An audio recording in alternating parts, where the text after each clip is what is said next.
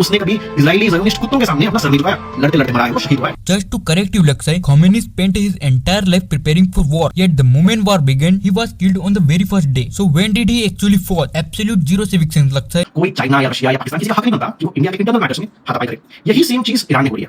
Let me correct you, Lakshay. If protests happen in Delhi, they are an internal matter and they stay in Delhi. But the Iranian resistance is not localized. Millions of Iranians who fled the regime are protesting globally in New York, London, Paris, Berlin and beyond. When a diaspora escapes a brutal regime and protests on the international stage, foreign powers will inevitably intervene. इन्होंने शांति से मुसलमानों को मातम भी नहीं बनाने दिया। Ayatollah Khomeini के मर्डर पे उसमें भी जबरदस्ती इन्होंने हिपोक्रेसी, देशभक्ति, देशद्रोह पता नहीं क्या-क्या घुसेड़ दिया। कल तक ये देखने वाले ट्रंप को अपोज किया करते थे क्योंकि वो इंडिया को स्ट्रीट करना था। This is not about blindly supporting America or Israel. This is about acknowledging that Khomeini reaped exactly what he sowed. A nuclear-armed Iran is a massive strategic threat to India. We already have a highly volatile nuclear-armed Pakistan on our border. We cannot afford another unstable nuclear power in extended neighborhood. And what did you mean we didn't let Muslims grieve? Is Khomeini the dad of Indian Muslims? Khomeini is the same guy who led the killing of thousands of Iranian civilians. And even the credit for the dead bodies in Gaza goes to Khomeini. Khomeini funded, armed and directed Hamas. The devastating loss of innocent lives in Gaza is directly tied to Khomeini's engineering of the October 7 attack, which triggered the Israeli retaliation. And whom are you defending? These kids are openly declaring that the Prime Minister of India means nothing to them, but a foreign dictator like Khomeini is their father. Just look at the Kashmiris. Mobs are taking to the streets for an Iranian dictator, hurling abuses at our security forces and destroying public property. This is a direct challenge to the state, fueled by blind imported radicalization. When citizens prioritize loyalty to a foreign extremist over the sovereignty of their own nation, we are looking at the severe internal security threat. If this is not anti-national conditioning, what is? We don't support anyone, but we proudly celebrate the killing of Ali Khomeini. Let's not forget the 16-year-old girls